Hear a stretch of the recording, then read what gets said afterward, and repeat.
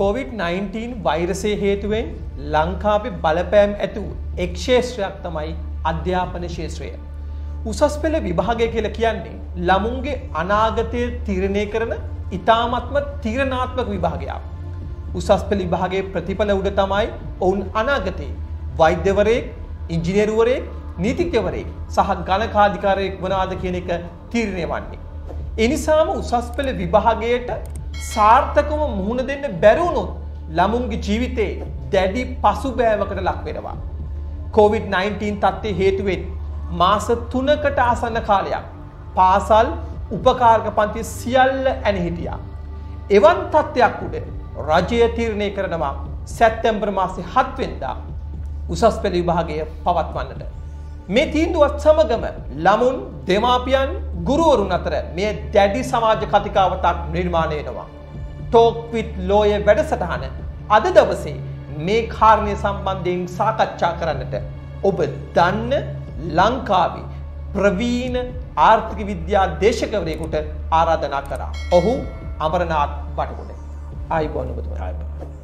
මම ප්‍රථමයෙන්ම කැමති දැනගන්නට 2020 සැප්තැම්බර් මාසේ 7 වෙනිදා රජය තීන්දුව කරනවා උසස් පෙළ විභාගය පවත්වන්නට.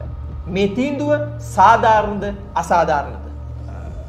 නීත ඇත්තරම උසස් පෙළ විභාගය කියන එක ඕනම කෙනෙක්ගේ අපි මම ඔබ පවා දන්නවා මේක ඕනම කෙනෙකුගේ ජීවිතේ හමු වන ඉතාම අසීරුතම අභියෝගයක්. මේකේ සලස්ම ඇත්තරම අවුරුදු 2 මාරක් වගේ පෙවුනාට මේකේ සලස්ම මං හිතන්නේ මුළු පාසල් කාලය පුංචි පන්තියෙන් පටන් ගන්න අපේ පාසල් කාලය අවසාන වෙන්නේ මේ උසස් පෙළෙන්. අවසානයේ තමන් ඉගෙන ගන්නා වූ සියලු දේවල සමස්ත ප්‍රතිඵලය මේ තුල කැටි වෙලා තියෙනවා. බොහෝ දරුවෝ විශ්වාස කරනවා මේක තමයි තමන්ගේ ජීවිතයේ ප්‍රධාන කඩීම කියලා. ඉතින් ඒ වගේ සූදානමක් සහිතව දරුවෙක් යන විභාගයකට මම හිතන්නේ නැහැ හිටියඩියේ ලබා දෙන මාස දෙකක් කාලයකින් එතෙක් බිඳ වැටී තිබුණු මේ සමස්ත සැලසුම් වලින් ළමයාට ගොඩ එන්න පුළුවන් වෙයි කියලා මේ ඉතා දැඩි අසාධාරණ තත්ත්වයක්. අධ්‍යාපන ඇමතිවරයා වාර්තා කරා මන්දක සමාජ මාධ්‍යයක මේක සටහන් වෙලා තිබුණා.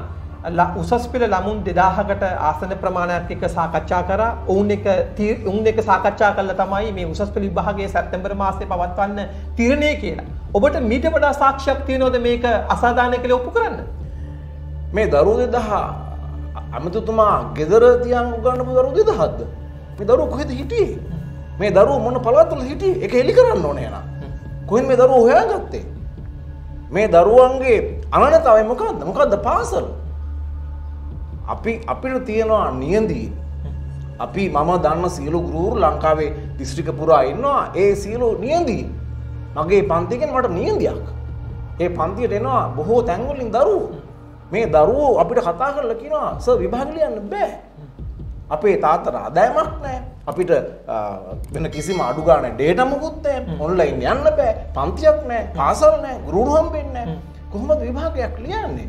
ඔය අධ්‍යාපන ඇමතුමාගේ දරුවෝ කොහෙන්ද හොයාගත්තේ? කොහෙද හිටියේ? එහෙනම් පැහැදිලි විස්තරාත්මකව කියන්න. ඔය දරුවෝ හිටියේ කොළඹ ප්‍රධාන පාසල් වලද? නැත්නම් ඔය දරුවෝ හිටියේ වවුනියාවේද? දිගමඩුවද? කොහෙන්ද ඔය දරුවෝ හොයාගත්තේ? මේ විශ්වාස කළ නොහැකි. ඔය සාමාන්‍ය දේශපාලකඥය චාටු කතා, බොරු කතා විශ්වාස කළ නොහැකි.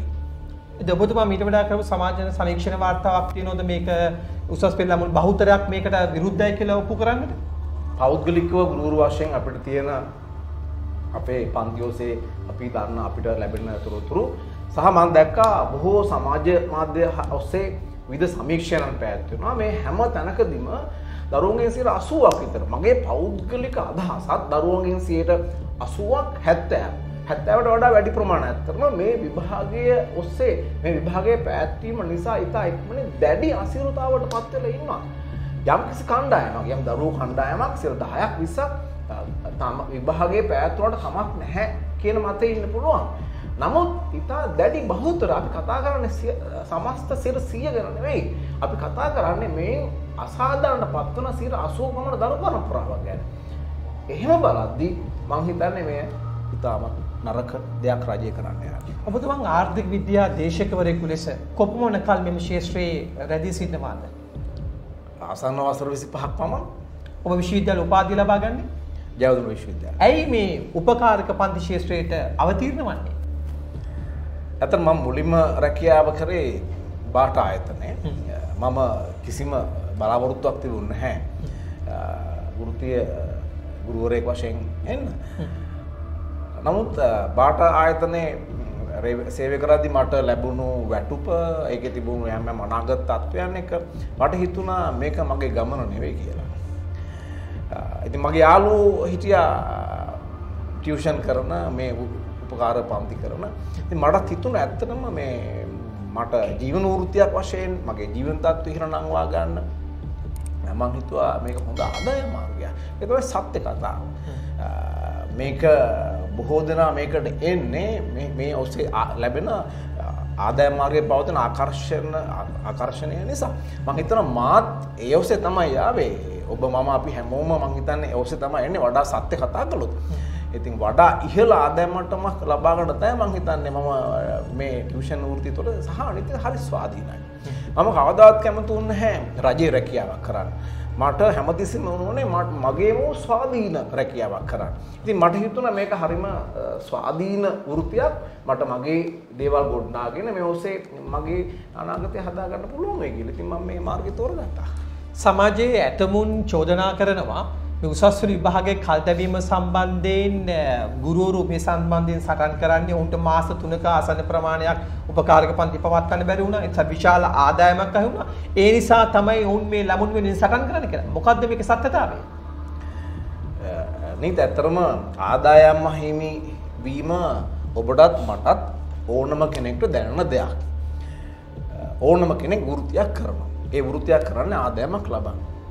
ඕනම කෙනෙක්ගේ ආදායම මාස 3-4ක් අහිමි වුණොත් ඒක තමයි දැනෙනවා. ඒක ඕන මිනිහෙක්ට දැනෙන මට විතරක් නෙවෙයි. ඉතින් පහුගිය මාස 3-4 අතරම අපේ ආදායම අද 0යිනේ. මාස 3-4 ආදායම නැති වී අපිට ප්‍රශ්නයක් තමයි. නමුත් මෙතන තියෙන ප්‍රධාන ප්‍රශ්නය එක නෙවෙයි. ඒකත් ප්‍රශ්නයක්. නමුත් ප්‍රධාන ප්‍රශ්නය අපිට දරුවෝ වෙනුවෙන් 2020 මේ විභාගයට සූදානම් වෙන දරුවෝ වෙනුවෙන් අපිට තියෙන අපේ විෂය නිර්දේශය ආවරණය කරන්න. ඒ සඳහා අපිට ප්‍රමාණවත් කාලයක් අනිවාර්යයෙන්ම අවශ්‍යයි. අපිට මේ හඬ නගන්න පුළුවන්. උසස් පෙළ ගුරුවරු ලංකාවේ ඉන්නවා නම් 10000 ඊට වැඩි ඉන්නවා. අපි හිතමු 10000ක් කියලා. උසස් පෙළ ගුරුවරු 10000ක් ඉන්නවා නම් අපිට හඬ නගන්න අයිතියක් නැද්ද? අපිට කියන්න අයිතියක් නැද්ද? නෑ මේ කාලය අපිට ප්‍රමාණවත් නැහැ. අපේ විෂය නිර්දේශ ආවරණක අපිට මේ කාලය ලබා දෙන්න. අපිට එහෙම කියන්න අයිතියක් තියෙන ජන කොට්ටාසය විය යුතුයි. අපි ඇයි අපි ඒකට බයයි? සමාජයේ ඇතමුන්ගෙන් හඬක් ඉදිරිපත් වෙනවා මේ ටියුෂන් ලංකාවේ තහනම් කළ යුතුයි කියලා. මේකට හේතුව මේ උපකාරක පන්ති පවත්වන ගුරුවරුන්ට සුදුසුකම් නැද්ද? නැත්නම් වෙනත් කාරණාද මේකට බැඳී පවතින්නේ? ටියුෂන් තහනම් කළ යුතුයි කියන එකට ඇත්තටම මම හිතන්නේ මේක ඔබ මේ කතා කරන ඉතාම ලොකු පුරුල් කතාවක්. උසස් පෙළ මා දන්නා ගුරුවරු අතරින් නම් 99 දෙනෙක්ට සුසුකම් තියෙනවා. සුසුකම් නැති පිරිස ඉතාම අඩුයි. මොකද එහෙම රැඳෙන්න අමාරුයි ඉතාම තරංකාරී වෘත්තියක් ඇතුලේ. පෞද්ගලිකව මම අද රටේ පවතින දැඩි තරංකාරී විභාග රට අනුමත කරන්නේ නැහැ. මේ මගේ පෞද්ගලික අදහසක්. අපි සමාජය ගැන හිතනවා නම් දරුවෝ ගැන හිතනවා නම් අනාගත දරු පරම්පරාව ගැන හිතනවා නම් මම විශ්වාස කරනවා තරංගය ඉවත් විය යුතුයි කියලා. ඒ කියන්නේ අපි ඉවත් වෙන්න ඕන. ටියුෂන් නැති වෙන්න ඕන. මම හිතන පතන විදිහේ. ලෝකේ බොහෝ දියුණු රට. පින්ලන්තයේ ඊටාම ලෝකයේ අංක 1 අධ්‍යාපනයේ පවතින රට ඊටාම හොඳ අධ්‍යාපන ක්‍රමයක් තියෙනවා. හරිම මනසට සහනදායක අධ්‍යාපන ක්‍රමයක්. මේ අද අපේ රටේ තියෙන අධ්‍යාපන ක්‍රමයේ කාටද සහනයක් තියෙන? දෙමව්වට සහනයක් තියෙනවා. දරුවන්ට සහනයක් තියෙනවා. ගුරුවරු අපිට සහනයක් තියෙනවා.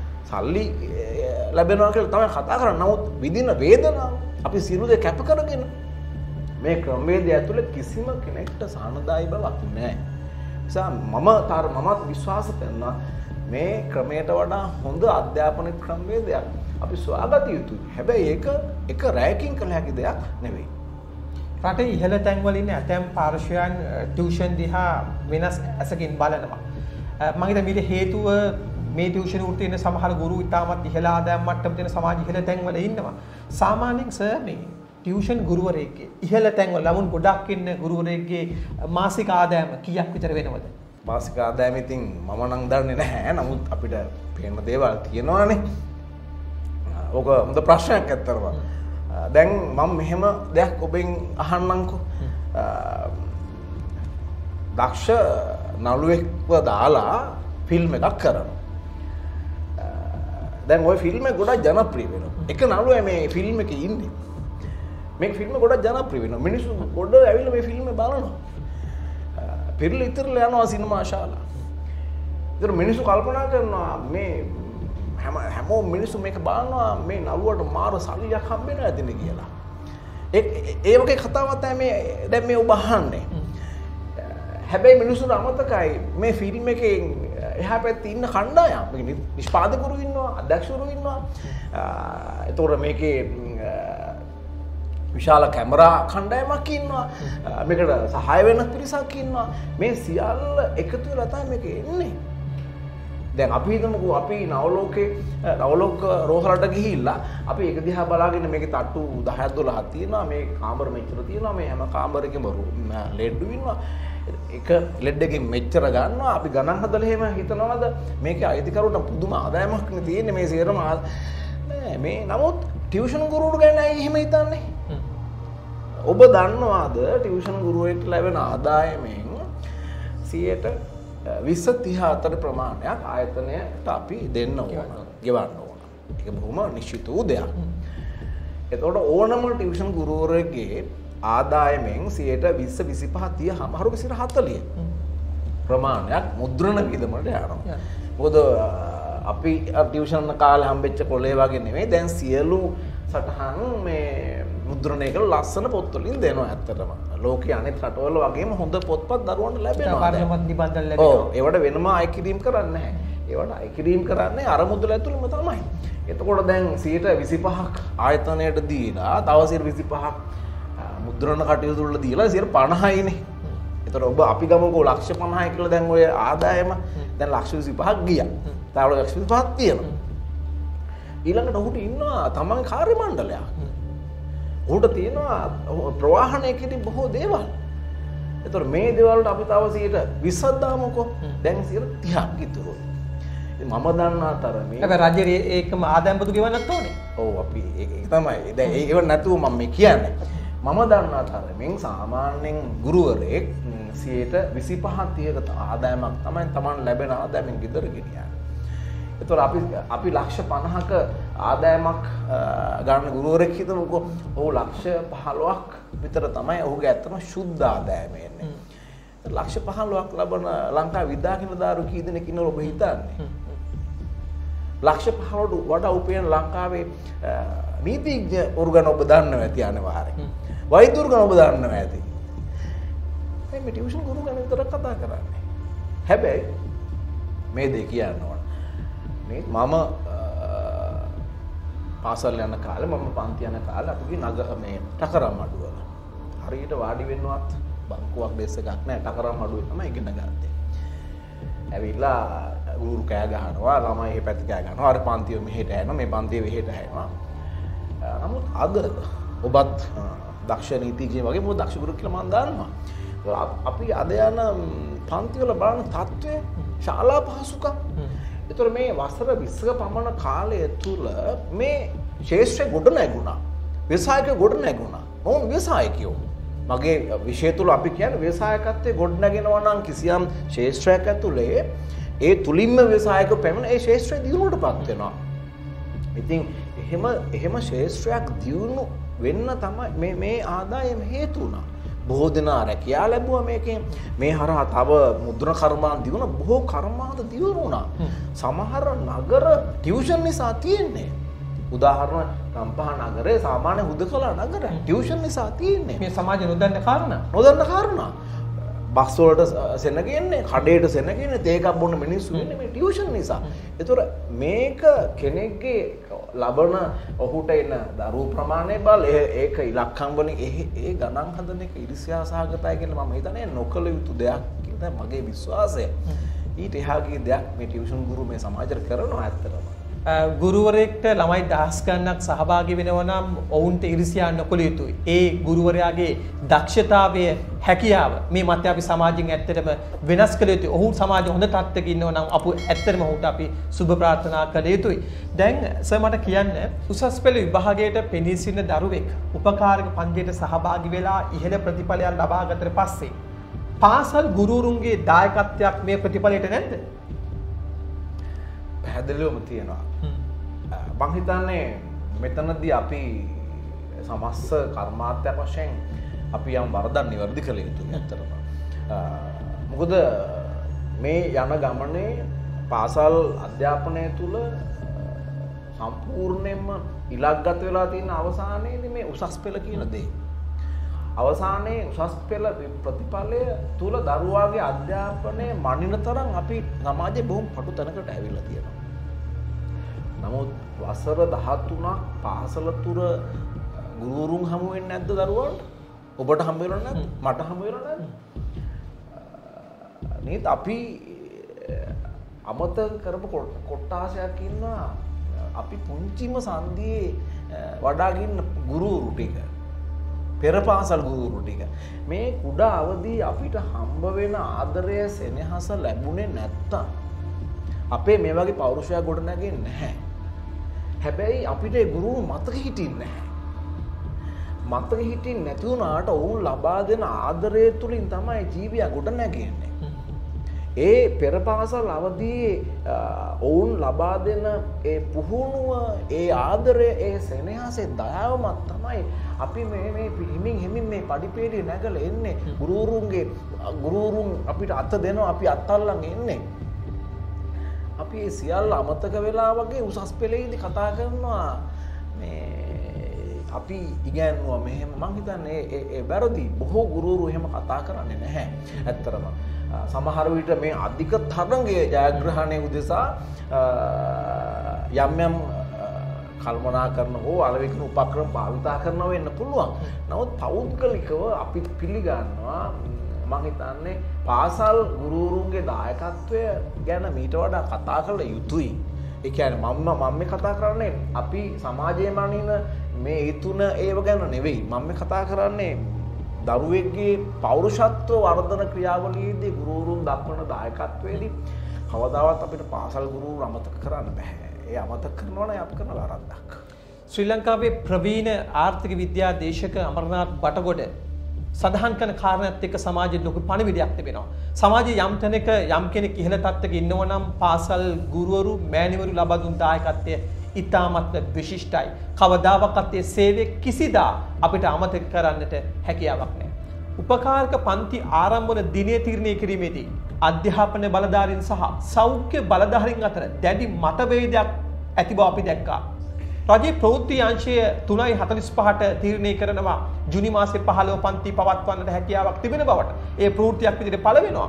පසුව 6:45ට නැවත ප්‍රවෘත්තියක් එනවා ජුනි මාසේ 29 වෙනිදා උපකාරක පන්ති පවත්වන්නට හැකියාවක් තිබෙන බවට. ඇයි මෙසේ අධ්‍යාපන බලධාරීන් සහ සෞඛ්‍ය බලධාරීන් නැත්නම් රජයක් විදිහට සැරින් සැරේ තීන්දුව ගැනීමෙන් අපහසුතාවයට පත්වෙන්නේ මේ රටේ දරුවන් නොවේද? මේ දේ විශේෂයෙන්ම කිව යුතුයි මේ COVID-19 ප්‍රශ්නයේදී මේ රටේ සෞඛ්‍ය අංශය මේ ජනතාව වෙනුවෙන් ඉටු කරපු කාර්යභාරය අපි මම හිතන්නේ ප්‍රශංසාවට ලක් කළ යුතුයි. ඔවුන් සියලු දේ කැප කරලා තමන්ගේ ජීවිතය, තමන්ගේ දරුවන්ගේ ආදරය හැමදේම කැප කරලා රටේ ජනතාව වෙනුවෙන් ඔවුන් පෙරමග හිටියා මේ සටන් බිමේදී. අපිට අමතක කරන්න බෑ. නමුත් මෙතන තියෙනවා පාසල් සහ පන්ති අතරේ විශේෂ වෙනස්කමක්. පාසල කියන එක ආර්ථික ක්‍රියාවලිය තුළ ඇත්තටම තියෙන ක්‍රියාවලියක් නෙවෙයි. පාසල් වැහුවා කියලා ගුරුවරුන්ට වැටුප් නතර වෙන්නේ නැහැ. පාසල් වැහුව කියලා ඒ හා සම්බන්ධ ජීවන තත්ත්වයේ පහළ යාමක් සිදු වෙන්නේ නැහැ. නමුත් පන්ති නතර වුණාම ඒක ඊට වඩා ආත්පසින් වෙනස් තැනක තමයි නතර වෙන්නේ. අපේ ගුරුවරුන්ගේ සියලු ආදායම් මට්ටම් නැති වෙනවා. ඒක පාසල වහන එකයි පන්ති වහන එකයි දෙකක්. එතකොට සාමාන්‍ය ලෝකයේ හැමතැනම මේ පාසල් වැසීම සිදු කළා. මොකද පාසලක් තුලින් විශාල පරිමාණයේ ව්‍යාප්තිය අපි ඒ පිළිගන්නවා. අපි ඒ නොපිළිගන්නවා නෙවෙයි. නමුත් COVID-19 යම්කිසි පමණකින් සමනය වීමත් එක්ක මේ රටේ යම් ප්‍රමාණයක් විවෘත කරා. බස්වල මිනිස්සු යන්න පටන් ගත්තා. තැනින් තැන මිනිස්සු වැවෙන්න පටන් ගත්තා. දුර පළාත්වල බස්වල සාමාන්‍ය පරිදි යන්න පටන් ගත්තා. අපි එතෙන්දි තමයි කිව්වේ අපිට අපේ වෘත්තිය කරගෙන යන්න යම් සීමා ඇතුළේ ඉඩ දෙන්න කියලා. මොකද මේකෙන් ඇත්තරම ඉතා කුඩා මට්ටමේ ගුරු විශාල ලක්ෂ 2ක පමණ ප්‍රමාණයක් ඉන්නවා. ඔවුන් ඉතා හොඳට ජීවිතය ගත කරගෙන නමුත් ඔවුන් පහුගිය කාලේ මේ සියල්ල අහිමි වුණා. අපි ආණ්ඩුවෙන් ඉල්ලා සිටියා යම් පියවරක් මේකට ගන්න. මේක ආර්ථික ලොකු ආර්ථික ක්‍රියාවලියක්. ඉතින් නමුත් මං හිතන්නේ සෞඛ්‍ය අංශ පවා අපි ගන්න දැක්කපු මම දන්නේ ඒකට හේතුව අපි ගන්න දැක්කපු ප්‍රතිචාරය ඊටම නරකයි. සමහර කතා අපි ඇහුවා ප්‍රධාන සෞඛ්‍ය නිලධාරියා පවා කිව්වා ඊටම ද්වේෂසහගතව. ඇයි එහෙම අපි ගැන කතා කරේ කියන අපේ ලොකු ප්‍රශ්නයක්. අපේ ගුරුවරුන්ට තියෙන හැඟීමක් රාජ්‍ය හදන්නේ ටියුෂන් ගුරුවරු මෙතනින් අයින් කරන්නද මේක මෙහෙම නතර කරන්නද කියලා. උන් හැමෝම ටියුෂන් ලබාගෙන තමයි ඉහළට ගිහිල්ලා තිබෙන්නේ. ආවේ. ඉතින් එතකොට නමුත් අපි යම් ඉල්ලීම් කරද්දී රජය එකක වුණා මේවා අපිට කිසියම් අවස්ථාවක් දෙන්න. නමුත් අර පහුගිය කාලේ බොහෝ තැන්වල දැක්ක වැරද්ද මෙතනත් දැක්කා. ඉඩ දෙනවා කියනවා නෑ කියනවා. ඉඩ දෙනවා කියනවා නෑ කියනවා. අර ඔබ කියපු දේ තමයි උනේ.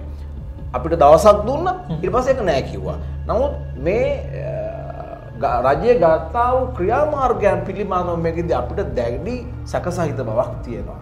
අපි දන්නේ නැහැ ඇයි එහෙම කරන්න කියලා. නමුත් අපි ස්වාධීනව මිනිසුන් කණ්ඩායමක් විතර බලාපොරොත්තු වෙනවා රජයෙන්. අපි කවදාවත් රජයට ඉල්ලීම් කරලා නැහැ. අපිට රජයෙන් අපි මුකුත් අරගෙන නැහැ. අපි විශාල වශයෙන් රජයට බදු ගෙවලා තියෙනවා. බදු ගෙන ජනතාවක් ඉන්නේ. ඉතින් මේ ආකාරයෙන් සලකන එක වැරදි. මේ තීරණ ගැනීම ක්‍රියාවලිය සම්පූර්ණයෙන් වැරදි. උපකාර පන්ති ගුරු සම්බන්ධයෙන් මේ දක්වා ගත්තු එවැනි උදාහරණ තමයි ඔබ මෙතෙන්ද කිව්වෙත්. ඇතම ඔය සඳහන් කරනවා පාසල් වල ගුරුවරුන් උපකාරක පන්ති ගුරුවරුන් ඔන්ලයින් තාක්ෂණය ඔස්සේ ළමුන්ට අධ්‍යාපනය ලබා දෙනවා. ඒ නිසා විභාගයේ සැප්තැම්බර් මාසයේ පැවැත්වුවා කියලා උන්ට හානියක් වෙන්නේ නැහැ කියලා. මේ පිළිබඳ ඔබතුමා දරන මතය කුමක්ද? මම මේ සම්බන්ධ කිසිසේත්ම ඇත්තටම එකග වෙන්නේ නැහැ. ඔන්ලයින් කියන එක එතෙක් නොතිබූ තාක්ෂණයක් ලංකාවට එකවර පහළ වෙන්නේ නැහැ. ලෝකයේ ඔන්ලයින් ක්‍රමවේද භාවිත රටවල් පවා මේ අවස්ථාවේදී මේ ලංකාවේ ආණ්ඩුව ගත්තා වූ තීරණ ගත්තේ නැහැ. ඒ කියන්නේ ලංකාවේ ආණ්ඩුව බලාපොරොත්තු වුණා මේ සේරම එකපාර ඔන්ලයින් ඉගෙන ගන්න කියලා. ඔන්ලයින් පහසුකම් ලංකාවේ පැතිරලා තිබුණා නම් සෑම ගෙදරකට මේ පහසුකම තිබුණා නම් අපි මේ කතාව කියන්නේ නැහැ. නමුත් එවැනි තත්ත්වයක් ලංකාවේ නැහැ. ලංකාවේ බොහෝ පළාත්වල දරුවන්ට මේ පහසුකම් ලබා ගන්න බෑ. ඩේටා පහසුකම් නැහැ. තමන්ගේ ෆෝන් එකක් නැහැ. තමන්ගේ ලැප් එකක් නැහැ. එතකොට මේ හදිස්සියේ විභාගෙන මාස 5ක් තියලා හදිස්සියේ මේ පහසුකම් දෙන්න පුළුවන්ද? මොනවද තියෙන සාක්ෂි? අපි කිව්වා සංඛ්‍යාලයකට ඉදිරිපත් කරන්න. ඔබ මේ කියනවා නම් හැම දරුවෙක්ටම තියෙනවා ඉදිරිපත් කරන්න කියලා. ඕන්ම කියනවා ලංකාවේ දරුවන්ගේ 16කට මේ අඩු ගානේ රූපවාහිනිය පහසුවක්වත් නැහැ කියලා. ඒතර මේ කොහොමද ඉන්ටර්නෙට් පහසුව හම්බ වෙන්නේ? මේවා එක රැයකින් කරන්න පුළුවන් දේවල් නෙවෙයි. ඉතින් වැරදි ප්‍රතිපත්ති. එතෙක් නොතිබූ ප්‍රවේශ මාර්ගයන් කොහොමද මාස දෙක තුنين ගොඩනගාගෙන දරුවෙකු මේ විභාගයට ගේන්නේ? මේ ඉතාම අසාර්ථක ක්‍රමයක්. අද වෙනකොට බොහෝ දරුවෝ මේකෙන් ඔන්ලයින් එපා වෙලා තියෙනවා මේක වැරදි විදිහට භාවිතා කිරීම නිසා. මේ එසේ කළ යුතු දෙයක් නෙවෙයි. ඇත්තටම මේ වැරදි සහගත ප්‍රවේශයක්. A-level විභාගයේ මාස 2කින් 3කින් කල් දැවීම තුළ second shy third shy කරන අයට පාඩුවක් වෙනවා නේද? අපි ඕන් පිළිබඳව කතා කළ යුතුයි. බොහෝ දරුවෝ කණ්ඩායම් ඉන්නවා මේ අසාධාරණටපත් වෙන. ඇත්තටම සෙකන්ඩ් ෂයි තර්ඩ් ෂයි කරන දරුවන්ටත් වඩා මම පෞද්ගලික විශ්වාස කරන්නේ පළමුවන පාර කරන දරුවන්ට ඔවුන්ගේ විෂය නිර්දේශ සම්පූර්ණ වෙලා නැහැ. සෙකන්ඩ් ෂයි තර්ඩ් ෂයි කරන දරුවන්ට යම්කිසි සම්පූර්ණ වෙලා කියමුකෝ. නමුත් පළවෙනි වතාවේ කරන දරුවන්ට එවැනි ආකාරයව සම්පූර්ණ වීමක් නැහැ. නමුත් ඊට වඩා වූ අසාධාරණකම් වල ලක් වූ දරුවන් ඉන්නවා. ඔබ දන්නවා ඇති සාමාන්‍යයෙන් තුන්වෙනි පාර විභාග කරන දරුවෝ කණ්ඩායමක් ඉන්නවා. පළවෙනි පාර දෙවෙනි පාර විද්‍යා විෂයන්ගෙන් කරලා ඒවා අසීරු වුණාම හොඳ ප්‍රතිඵල නොලැබුණාම යම්කිසි ප්‍රමාණයක් ඉන්නවා තුන්වෙනි පාර කරනවා කලා විෂය ධාරාවන්ගෙන් එතකොට වාණිජ විෂය ධාරාවන්ගෙන් මේ දරුවෝ සාමාන්‍යයෙන් මාස 8කින් තමයි මේ විභාගයට සූදානම් වෙන්නේ. ඒතර ඔවුන් වැඩ පටන් ගන්න ජනවාරි. දැන් මේ සිදුවීම් උනේ මාරුතු. ඒතර මාස දෙකමාරයි. ඔවුන් සම්පූර්ණයෙන්ම අසරණයි. ඒතර ඈත පළාත්වල දරුවෝ සමහර දරුවෝ ඉන්නවා මේ ප්‍රශ්නෙත් එක්ක කොළඹ නැවතලා හිටියේ ගම් පළාත්වලට ගියා. ඔවුන්ගේ පොත්පත් මෙහෙ. ඔවුන් ගම් පළාත්වලට ගියාම මාස 3-4 පොත්පතත් කොහොමද ඉගෙන ගන්න? කොහොමද උන් මේ කාර්ය කරන්නේ? ඉතින් බොහෝ දරුවෝ මේ ඇතිවෙච්ච කුණාටුවක් වගේ තත්වයක් නෙමේ කන පිට පෙරලා වගේ තත්වයක්. බොහෝ දරුවෝ මේ ක්‍රියාවලියත් එක්ක අතරමං වුණා. තමන්ගේ දෙමව්පියන්ගේ ආදායම නැති වුණා. සමහර පළාත්වල මිනිස්සුන්ට කන්න නැහැ. රුපියල් 5000න් තමයි ජීවත් වුනේ. මේ සියලු දේ කතා කරන සමහර වෙලාවට අපි මේ නගරේ පාසල දිහා බලාගෙන ඒ වැරදි. ලංකාවේ සමස්ත දරුවෝ පිළිබඳව අපි හිතන්න ඕන 80% අපේ සාමාන්‍ය නිගමන 75-80 ප්‍රමාණය අසාධාරණ ලක් වුණා. බලධාරීන් කතා කරන 20% ප්‍රමාණයක්. ඉතින් අපි කතා කරන්නේ සමස්ත බහුතරය තුළ ඔබ ඔය කියන සෙකන්ඩ් සයි තර්ඩ් ෂයි මේ හැම දරුවෝ කණ්ඩායමකම මේ ස්තරයේ ඉන්න අසාධාරණ ලක් වෙච්ච. COVID-19 තත්ත්වයේ හේතුවෙන් ලෝකේ අනිකුත් රටවල් අධ්‍යාපනය සම්බන්ධයෙන් තීන්දුව ගත්තේ කෙසේද? ඇත්තටම බොහොම වැදගත් වූ ප්‍රශ්නයක්. අපි මොකද අර්බුදයකදී ලෝකයේ අනිත් ප්‍රධාන විභාගයන් පවත්වන රටවල් මේ තීන්දුව ගන්න කියන එක. අපි දැක්ක ඉතාම හොඳ උදාහරණයක්. කේම්බ්‍රිජ් එක්සෑම්ස් වලදී ඔවුන් ලබා දුන්න ඉතාම නම්‍යශීලී ප්‍රතිපත්තියක් දරුවන්ට. දරුවන්ට කිව්වා ඔබට පුළුවන් ඔවුන්ගේ පසුගිය විභාග 2-3ක ප්‍රතිඵල වල සාමාන්‍ය අගයක් අරගෙන ඉස්සරහට යන්න. ඒගොල්ලෝ කිව්වා ප්‍රෙඩික්ටිව් රිසල්ට්ස් අපේක්ෂිත ප්‍රතිඵලයක් හිතලා ඉස්සරහට යන්න. ඒතර එතනින් ඒ විභාගයේ නැහැ අර ප්‍රතිඵලෙම තමයි ඉස්සරහට යන්න පුළුවන්. ඒක එහෙම නැත්නම් තව අවස්ථා දරුවන්ට දුන්නා රයිට්. මොකද කේම්බ්‍රිජ් එක්සෑම්ස් තියෙනවා අවුරුද්දට දෙපාරක්. ජූනි සහ නොවැම්බර්. එතකොට දැන් මේ ජුනි විභාගය තමයි නැති වෙන්නේ. එතකොට ඔවුන්ට අවස්ථාව දුන්නා. හරි. ඒ ප්‍රෙඩික්ටිව් රිසර්ච් වලට යන්නේ නැත්තම් නොවැම්බර් විභාග කරන්න පුළුවන්. දෙවෙනි අවස්ථාව. එහෙම නැත්තම් තව අවස්ථාවක් දුන්නා. වසර දෙකක උසස් පෙළ වසර දෙකක දැන් කේම්බ්‍රිජ් එක්සෑම්ස් වල තියෙන්නේ අපේ වගේ නෙවෙයි. අවුරුදු දෙකේ එක්සෑම්ස් වෙනම තියෙනවා. පළවෙනි අවුරුද්දේ එක්සෑම් එක වෙනයි, දෙවෙනි අවුරුද්ද වෙනයි. අවසානයේ ප්‍රතිඵල සාමාන්‍ය කළා තමයි ගන්න. අපේ අවුරුදු දෙකටම එක විභාගයක් නේ තියෙන උසස් පෙළ කියලා. අරක උසස් පෙළ විභාග දෙක කඩලා තියෙන්නේ. එතකොට කිසියම් දරුවෙක් පළවෙනි වසරේ නම් හිටියේ උසස් පෙළ විභාගයේදී ඔහුට අවස්ථාව දෙනවා උසස් පෙළ පළවෙනි වසර විභාගයේ ඔහුට පවත්වන්නේ නැහැ. ඔහු ලියන්න ඕනේ නැහැ. ඔහුට දෙකම එකතු කරලා අපේ වගේ එක විභාගයක් ලියන්න පුළුවන්.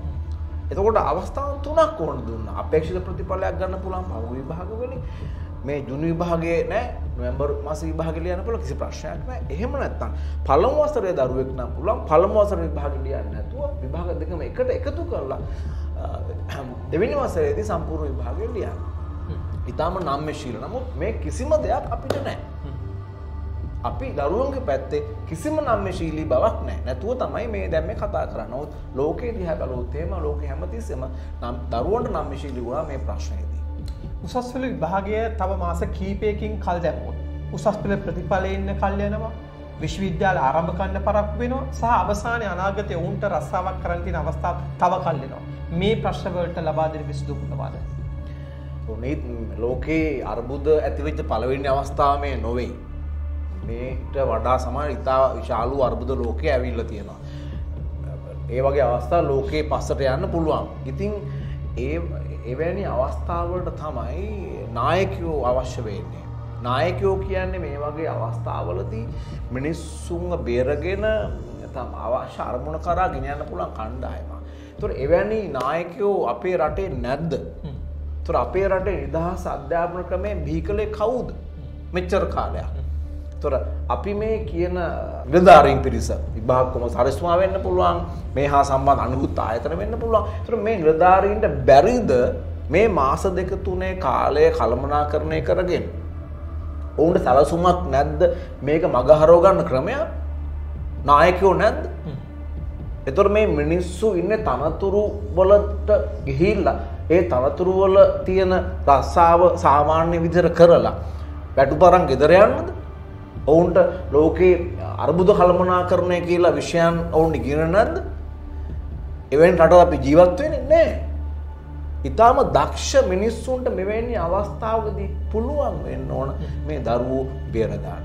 මම නම් විශ්වාස කරන්නේ නැහැ. මොකද අපිට සැලසුම් හදන්න පුළුවන් යම්කිසි කාලයක් විභාගයේ පරක් වෙනවා නම් ඒවා අපි සාමාන්‍යයෙන් ප්‍රතිඵල දුන්න කාලේ අඩු කරගන්න.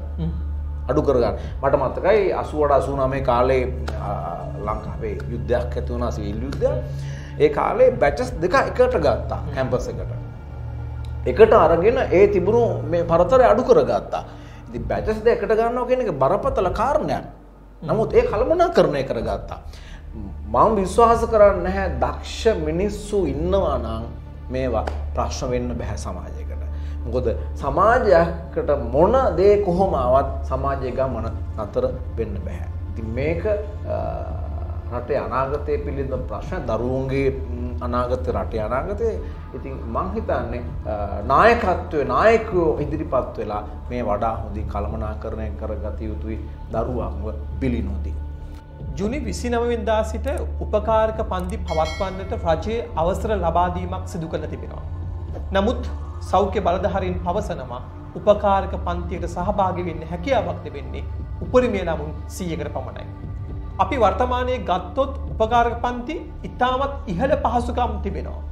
මේ තීන්දුව සාධාරණද? ඔව්, මම පෞද්ගලික විශ්වාස කරනවා මීට වඩා 200ක් 250ක් වගේ ප්‍රමාණයක පන්ති වලට යන්න පුළුවන් වුණා නම් ලොකු ශාලා පවතින පන්ති වලට මම හිතන ප්‍රශ්න ඇති වෙන්නේ නැහැ.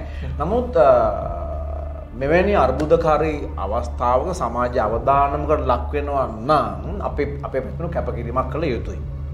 අපි සියල්ල මම හිතන්නේ අපි සියල්ල ඉල්ලා සිටිය යුතු නැහැ. අඩුම වශයෙන් අපි මුලින් ඉල්ලුවේ කුඩා පන්ති. ළමයි 25 ළමයි 50 ඒ පන්ති හෝ අපිට කරන්න දෙන්න. මොකද මේ හා සම්බන්ධ ආර්ථිකයක් තියෙනවා, විශාල රැකියා පිරිසක් ඉන්නවා, බොහෝ දෙනා මුද්‍රණ ක්ෂේත්‍ර මේ බොහෝ පැති මේකට සම්බන්ධ වෙනවා. ඉතින් අපිට මේක ක්‍රියාත්මක කරගන්න තමයි අවශ්‍ය වුණේ. ඉතින් ඔය රාජ්‍ය බොහොම පැහැදිලි සීමාවක් දාලා තියෙනවා මේ ළමයි 100. ඉතින් සමහර තැන්වලදී අපිටත් හිතෙනවා මොකද මේ තාර්කිකභාවය කියලා. සමහර අපි ගත්තොත් එහෙම සුපර් මාකට්ස් වල ගියොත් එහෙම සමහර තැන්වල ගියොත් එහෙම මිනිස්සු එකට ඉන්නවා. මාතර ඉඳලා අම්බාපුර යන බස් වල ඉන්නවා පැය ගාණක් 30කට ඉන්නවා. එතන ප්‍රශ්නයක් තියෙනවා. එතකොට දේශපාලන රැස්වීම පවත්වන්න පුළුවන්. ඔව්, ඕන්තරම් සාක්ෂි සහිතව අපි දකින්නවා සමාජ දාලා යන බොහෝ පිරිස ඉන්නවා.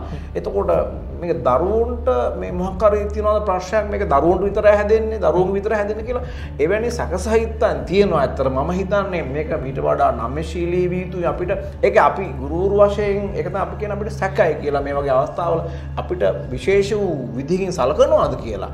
නමුත් අනිත් පැත්තෙන් එහෙම අවධානමක් තිබෙනවා නම් අපිත් ගුරු කණ්ඩායම වශයෙන් යම් කිසි කැපකිරීමක් කළ යුතුයි. ඉතින් අනාගතයේදී වඩා හොඳ තත්ත්වයක් ඇති වෙනවා නම් මම හිතනවා මේ නීති වඩා ලිහිල් වෙනවා නම් මේක වඩාත් සාර්ථකයි කියන එක.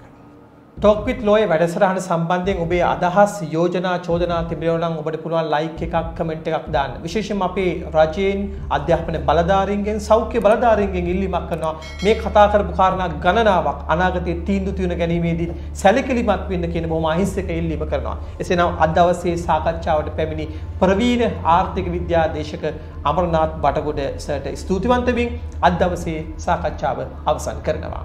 ආයිබෝන් ඔබතුමා.